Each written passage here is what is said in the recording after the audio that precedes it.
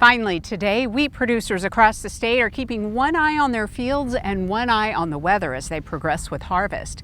SUNUP's Elizabeth Hockett now takes us to Kingfisher County to find out how one small family farm has been dealing with the rain.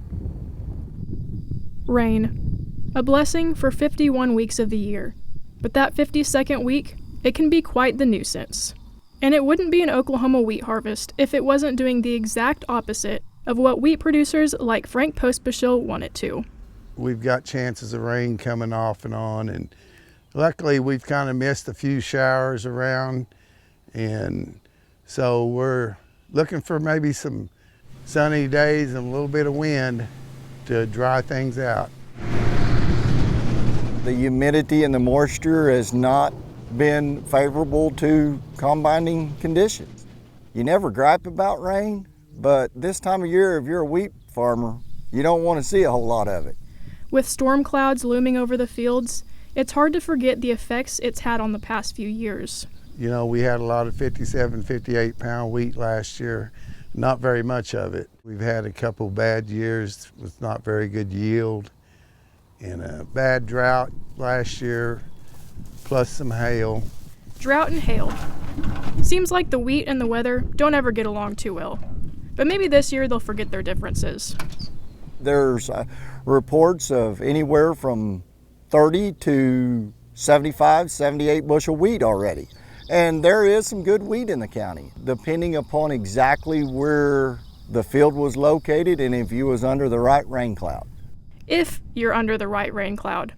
But if you're not, you're gonna need a lot more help to beat the rain. I got a nephew and his wife and 2 daughters, and a couple of part-time guys that come out after work and help me. So yeah, kind of a skeleton crew. For Frank's nephew, Brad Hockett, wheat harvest has come to be his summer vacation.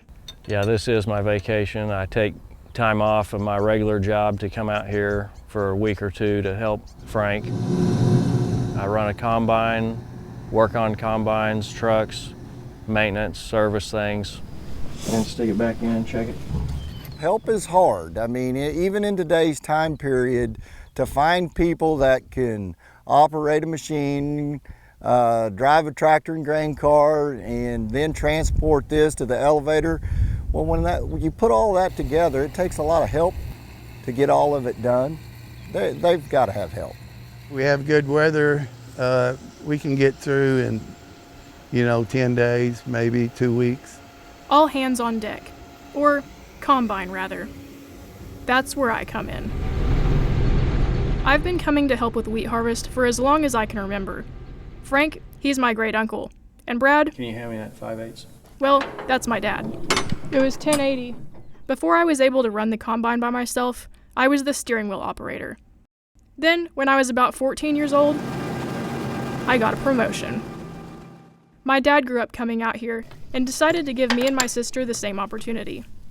I didn't grow up on the farm, but my grandparents had the farm, and I spent all my summers out here. I started getting to run equipment when I was probably about 14, and pretty much been helping every year, at least during wheat harvest, because that's when they need the most help. How long have I been harvesting wheat? All my life, yeah.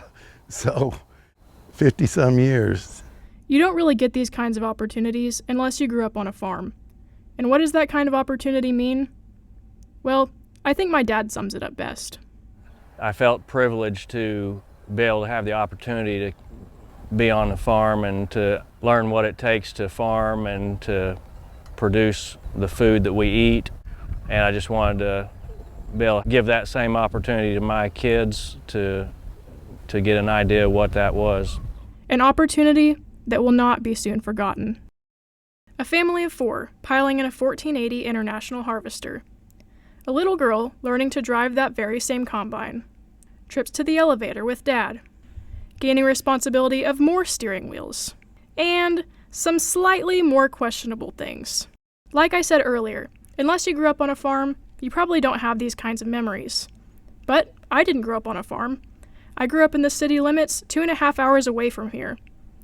And looking back, I thank God for these experiences because without them, I wouldn't be where I'm at today. In Kingfisher County, I'm Elizabeth Hokett.